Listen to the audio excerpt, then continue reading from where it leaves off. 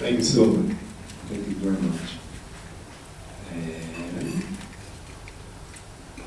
thank you, Angela. The concern that we have is the extent to which we can accomplish together with the United States, with the White House, with Pew, what we're already doing. That is the basic question. How can we do that? I look at the press release that came out on August 25th and met for lunch with the person who wrote it, James Huntington of the White House.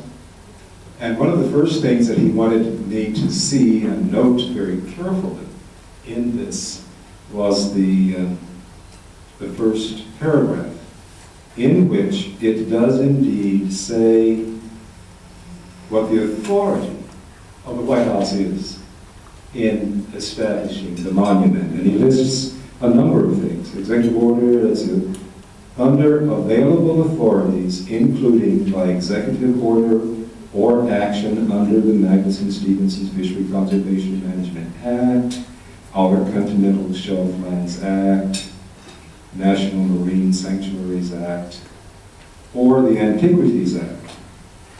And I question, and I question now here, something we need to raise is what is there under the trust territory concerns that allows this activity to take place? What is there that allows a person who is administering to own what he's administering? How does that come about? Where is it stated that indeed authority has been given to the United States to own the waters and to own the land?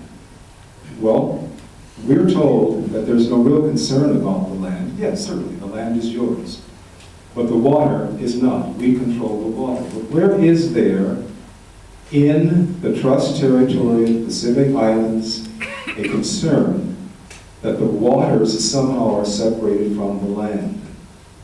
So that's a question that we ask. What is given the authority to even designate this? What is happening in terms of the responsibility about rights? With individual rights and property rights, and this is one of the concerns that the Chamber has. You and Sylvan mentioned this. You don't want someone to take the right of your business, to just come in and take it. You say, no, I don't want that, because it belongs to you. Well, a concern that we have is that a primary responsibility of any government, and this is stated in our Constitution, is to protect the rights of the individual. When we are talking about the establishment of a monument and taking away the right of control and management that we've had for hundreds of years, we're talking about taking away property rights. To that extent, we're talking perhaps about what the Constitution has said we are not to do. A government is to protect the rights of individuals, not to take them away. And that's one of the major important principles of the United States, is that we protect, we do not abuse.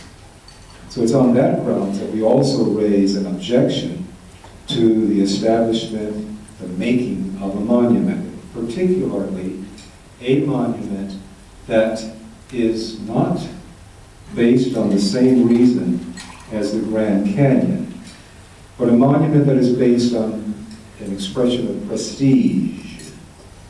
It's for self-aggrandizement. It's for the emergency of a lame duck president who's leaving. It's for a legacy that is in no way couched in scientific terms. That's a concern we have.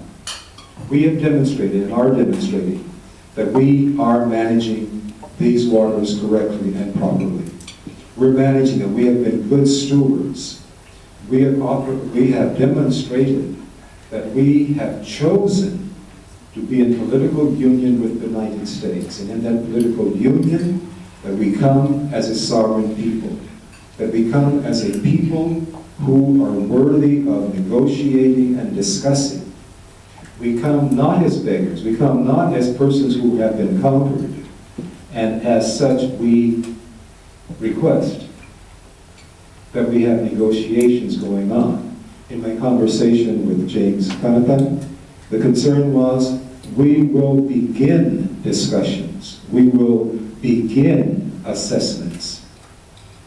You will begin discussions and assessments after not having responded to any of the letters that we have sent to you opposing it. You will begin it now because your staff has already said the champagne is on the ice and we're ready to pop the cork.